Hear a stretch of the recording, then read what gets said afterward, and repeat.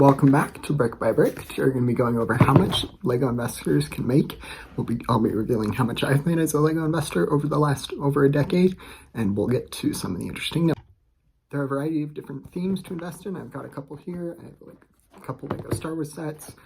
This one is the Obi-Wan Kenobi's Jedi Starfighter.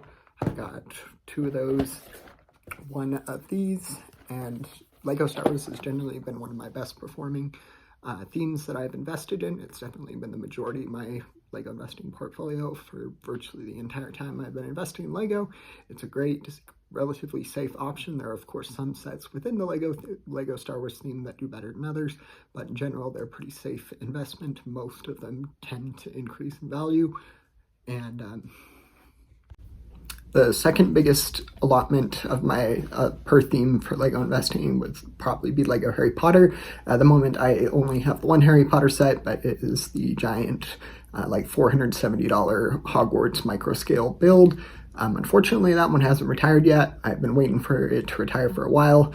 I should have guessed that it probably wouldn't retire for a while. You can never know for sure when a set does retire. Sometimes it will be a lot later than what LEGO originally indicates, or sometimes what Brick Economy indicates. But LEGO Harry Potter generally second best theme. But all in all, I've made over $4,000 investing in LEGO. Here's why. Just like investing in anything, there is always going to be inherent risk involved. Some of the sets I've invested in have done quite a bit better than some of the other ones. It's just you don't want to put all your eggs in one basket. So it's good to invest in a couple different themes. I personally keep about half at least of my portfolio in LEGO Star Wars sets. Those tend to perform the best and tend to be a pretty reliably consistent investment as well. But I also have Harry Potter, a couple other themes, but those two make up the main majority of the portfolio. And one of the benefits of those is they generally fairly consistently go up in value. And going through investing LEGO, I've started it when I was 12, which is over a decade ago. And it has been a great way to make some extra money. I was able to help pay for college with investing in LEGO, and there were a couple other great uses of this LEGO investing little side hustle I have that has helped me make some more money. It is important to be realistic. There are plenty of people also on the other end of the scale that have made hundreds of thousands of dollars and quite a bit more than I have.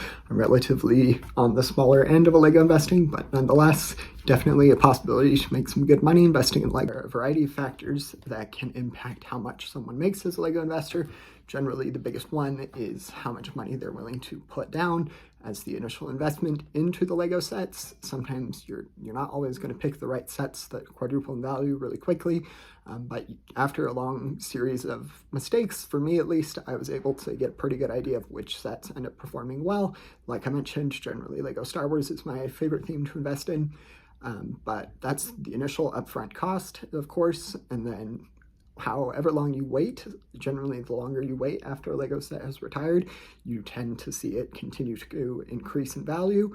There's a way to play this game a little bit differently. That doesn't mean you just wait forever. Generally, I just wait for a really long time, but once a LEGO set does retire, you generally see it goes up in value, and then it gets a little spike in value, and that spike is generally a lot more impactful on the price, on the value of a LEGO set than the continuing increase, that first spike right after retire, and then it usually continues to go up in value.